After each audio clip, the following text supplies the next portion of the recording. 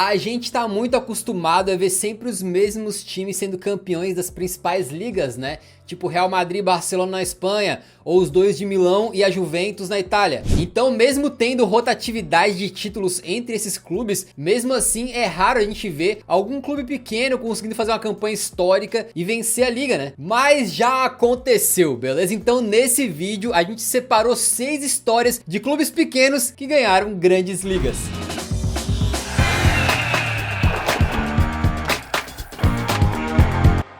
Vamos começar então direto. A gente vê Milan, Inter ou Juventus sendo campeões aí do campeonato italiano, certo? Então quando acontece de um time de fora desses três, como por exemplo o Napoli sendo campeão na temporada 22-23, é super legal, mas mesmo assim o Napoli é um time bastante tradicional. Ganhou com o Maradona lá nos anos 80 e nos últimos anos sempre vinha disputando ali na parte de cima da tabela. Mas imagina um clube que não tem nada de sucesso na sua história chegar assim e do nada vencer a Série A. Foi o que aconteceu com a Sampdoria na temporada 90-91.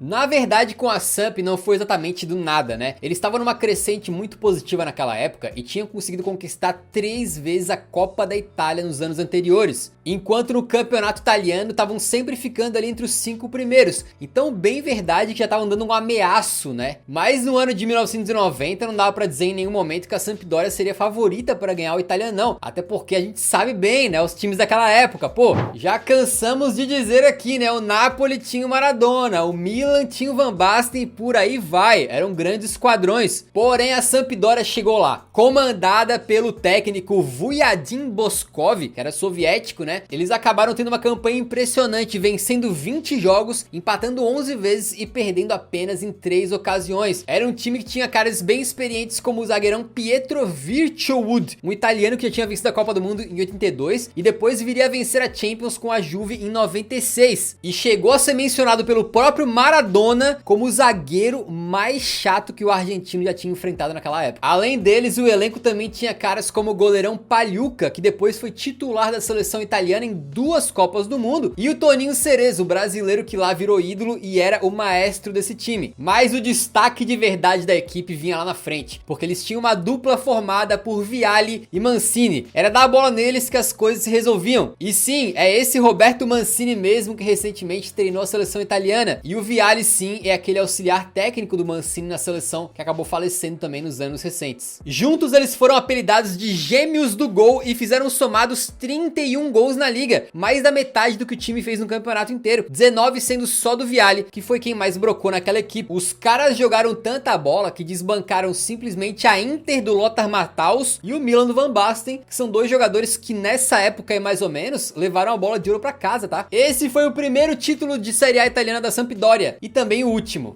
e provavelmente vai continuar sendo o último por muito tempo, porque não dá pra imaginar a Samp vencendo o italianão hoje, né? A gente sabe que a Premier League é um campeonato que às vezes tem umas dinastias meio cíclicas, né? Recentemente a gente tá vendo esse domínio do Manchester City do Pep Guardiola, anteriormente tinha o United do Ferguson, e de vez em quando outros grandes também batem campeões, como foi o caso múltiplas vezes aí de Liverpool, Arsenal e Chelsea. Por isso que foi uma surpresa tão grande quando do nada o Leicester, que tinha evitado rebaixamento na temporada anterior, foi campeão da Premier League na temporada 2015-16. E se a gente te contar que o Blackburn Rovers fez parecido, você acredita? Exatamente. A diferença é que assim como a Sampdoria, né, eles já estavam dando uma ciscada, um ameaço. Estavam ensaiando esse título há algum tempo, desde o começo da década de 90, quando o empresário e torcedor fanático do Blackburn, o Jack Walker, comprou o time e injetou dinheiro do próprio bolso para tentar ser feliz, já que era um time que, mesmo que fosse tradicional, venceu 2 ligas inglesas lá em 1912 e 1914, estava sempre ali na segunda divisão. E em 1992, então, é que o Jack dá uma cartada de mestre, né? Ele acaba trazendo para comandar a equipe do Blackburn o Kenny Dalglish, que já tinha sido tricampeão inglês com o Liverpool, já como treinador. Então, já com um comandante vencedor, né, eles conseguiram acesso e foram para a primeira divisão, que estava naquele comecinho da era Premier League, né? E logo de cara então o Blackburn foi o time da PL que mais gastou, e dentre os reforços estava ele, Alan Shearer. Quem conhece sabe que ele é simplesmente o maior artilheiro da história da Premier League até hoje, com 260 gols marcados, e nessa época ele estava lá no Southampton, e foi a transferência mais cara da história da liga inglesa. Eles chegaram em quarto lugar, e depois foram vice-campeões com o Shearer metendo gol a rodo, mas foi na temporada 94-95 que as coisas deram certo de vez. O timaço do Kenny Douglas conseguiu simplesmente desbancar o United do Ferguson, que tava papando tudo e tinha o Cantona comendo a bola, além de caras como Schmeichel e Roy Keane, fora aquela geração de 92 de David Beckham e companhia que tava ainda no começo. O Blackburn fez uma campanha consistente que chegou até ter uma sequência de 12 jogos, onde eles emplacaram 11 vitórias e apenas um empate. E com uma ajudinha daquela voadora do Cantona, lembra que ele deu no torcedor? E que fez ele ficar suspenso até o fim da temporada, o Blackburn conseguiu então superar o Manchester United por apenas um ponto ao final da liga. E foi dramático, porque na última rodada eles perderam de virada pro Liverpool, com um gol tomado nos acréscimos, mas como o time do Ferguson só empatou a partida deles, acabaram sendo campeões. E alguns dos destaques daquela equipe você vai conhecer, beleza? Começando aí pelo meia Tim Sherwood, exatamente aquele que não tanto tempo atrás foi técnico do Tottenham. Diz a lenda que jogava tanto que fez o patrão Jack falar que deixou de trazer o Zidane pra ter o Tim. Óbvio que ainda não era o Zizou do Real, né? Mas imagina que loucura nessa época o cara ter deixado passar a oportunidade de contratar o Zidane. Mas assim como na Sampdoria, o destaque ia pra dupla de ataque matadora. Ela era composta pelo Chris Sutton, que tinha acabado de chegar na temporada, né? E o próprio Alan Shearer. Eles simplesmente meteram 49 dos 80 gols do time no campeonato, mais da metade. E sozinho o Shearer meteu simplesmente 34 gols e foi o artilheiro e melhor jogador daquele inglesão. E esse desempenho fenomenal foi suficiente então para dar o título pro Blackburn depois de 81 anos, o terceiro deles na história, e fazer com que junto com o Leicester eles fossem os únicos intrusos aí quando a gente pega a lista de campeões da era Premier League, né? E falando dessa dicotomia, né, de clubes pequenos ganhando ligas gigantes,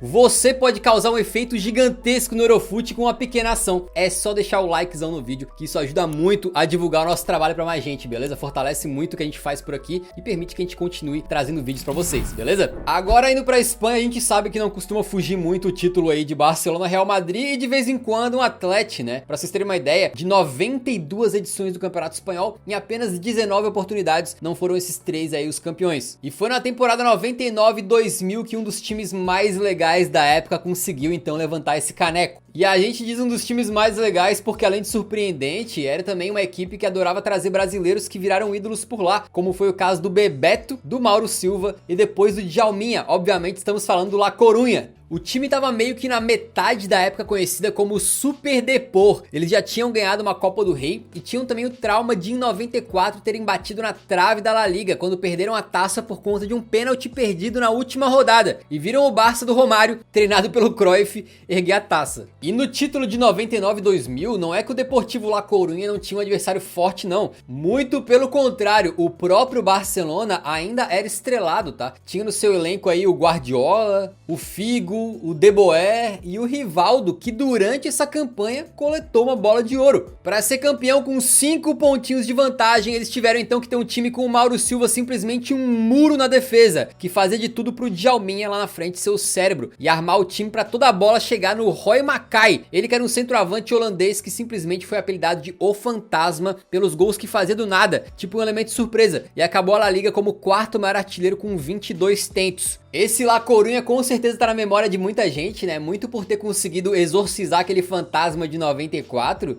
e por ter conseguido esse troféu que faltava, que eles mereciam muito, né? E foi ali um time pequeno que resolveu batalhar no meio de gigantes e venceu. Pro quarto item dessa lista, a gente nem vai sair da Península Ibérica, porque vamos pra Portugal falar do Boa Vista, que foi campeão português na temporada 2000-2001. E na Espanha, a hegemonia de Real e Barça é grande, né? Nos títulos. Mas em Portugal, o buraco é ainda mais embaixo, beleza? Em mais de 80 anos de campeonato, só 2 vezes na história, o título não foi para o trio Benfica, Porto e Sporting. Antes do Boa Vista, o clube que conseguiu a proeza de barrar esses 3 gigantes foi o Belenenses lá em 1946. Isso te dá um pouco da dimensão do feito que foi o Boa Vista em 2001, não só para a história do Boa Vista como clube individualmente, mas para a história do campeonato como um todo. Esse Boa Vista aí era um daqueles times bem equilibrados e sólidos defensivamente. Eles eram comandados pelo Jaime Pacheco, que quando o jogador chegou até a vencer Champions pelo Porto, e que era aquele volantão meio brucutu, digamos assim, sem tanto refino técnico. E foi assim que ele moldou aquele Boa Vista para ser um time competente no ataque, eficiente, mas que levava muito poucos gols. Tanto que só tomou 22 em 34 rodadas do campeonato e chegou a ficar 16 rodadas seguidas sem perder, com várias vitórias pela margem mínima. Muito disso aí passava pelo goleirão Ricardo, aquele mesmo que depois foi o titular da Meta de Portugal por muitos anos. E o destaque e referência técnica desse time do Boa era o Petit, volantão, que não é aquele Manuel Petit mais famoso não, tá? Já quem armava a equipe era o Ervin Sanches, boliviano, que passava muito bem e fazia os seus golzinhos, né? E no ataque não dá nem pra dizer que era um ou outro que decidia, porque o número de gols ficou muito dividido entre os jogadores. O Eupídio Silva, brasileiro, foi o artilheiro do time com 11 gols, mas o segundo foi o Duda com 10, fora o próprio Ervin com seus 8. Foi no sufoco que eles ganharam o campeonato, ficando apenas um ponto na frente do Porto do Deco, que tava na cola, e muito aí se deu por causa do Martelinho,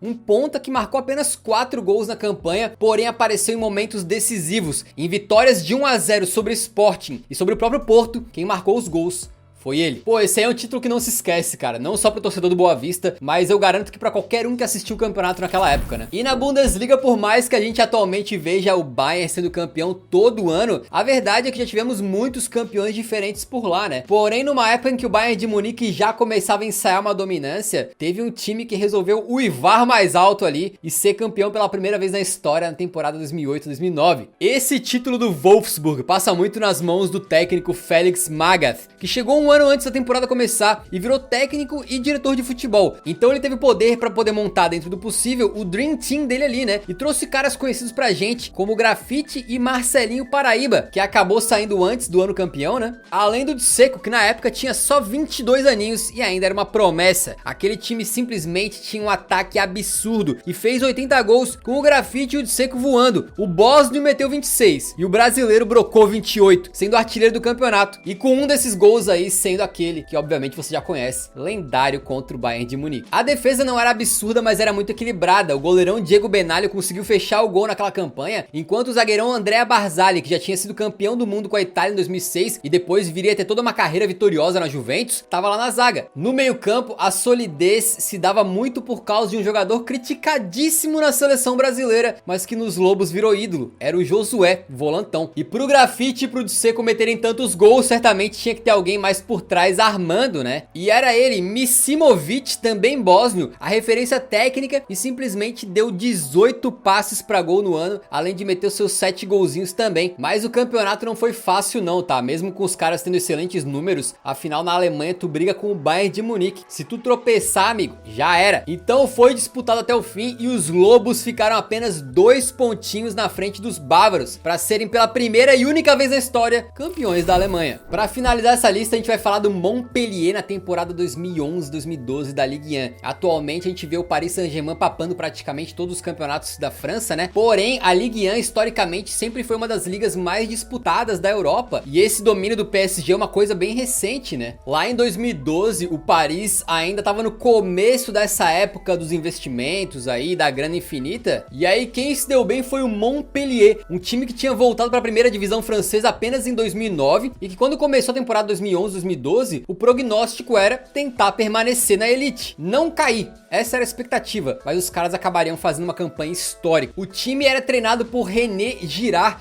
e tinha na zaga um brasileiro que talvez você se lembre, exatamente o Hilton, ele que jogou no Montpellier até os 43 anos de idade, tá? E também o zagueirão Mapu Yanga Imbiwa, que só com 22 aninhos chegou a capitanear a equipe, e é aquele jogador que depois foi pra Roma e tem uma foto dele sendo enforcado pelo Messi. Lá na frente quem armava a equipe era o marroquino Belhanda, que era ensaboado e a principal referência técnica da equipe. Porém o 9, o matador, o goleador e a maior referência dessa equipe era ele, Olivier Giroud. Hoje a gente conhece ele como artilheiro veterano, mas nessa época ele estava na flor da idade e foi o artilheiro do campeonato, empatado com Nenê do PSG. Exatamente, parece uma realidade alternativa, mas aconteceu. Inclusive, se tu pega a artilharia desse francesão, os próximos na lista são Hazard pelo Lille e Aubameyang pelo Saint-Étienne. Mas fora o Girouzão, era um time bem equilibrado, em que um ajudava o outro ali, e foi assim que eles bateram o PSG por 3 pontinhos de diferença e paparam o seu primeiro e até hoje único título de Ligue 1. Obviamente esses não foram os únicos, né? A gente mencionou rapidamente, por exemplo, o Leicester na Inglaterra e também o Belenenses em Portugal, mas esses foram os 6 pequenos que ganharam grandes ligas, superando times gigantescos. Se você tiver curtido o vídeo, por favor, deixa um like antes de sair, que ajuda bastante na divulgação do nosso canal pra mais gente. E nos vemos no próximo, então, um grande abraço,